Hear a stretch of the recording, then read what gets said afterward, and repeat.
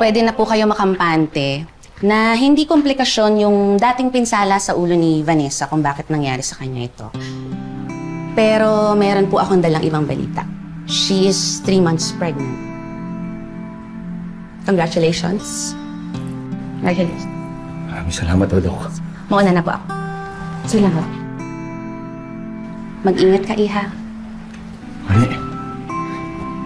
Halika, mauuwa mo na. Bakit? Anong sabi?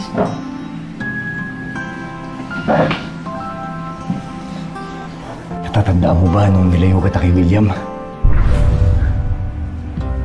3 buwan na nakakalipas mula nung araw na yan. Bali, buntis ka. Ibig sabihin, magiging tatay na ka ulit.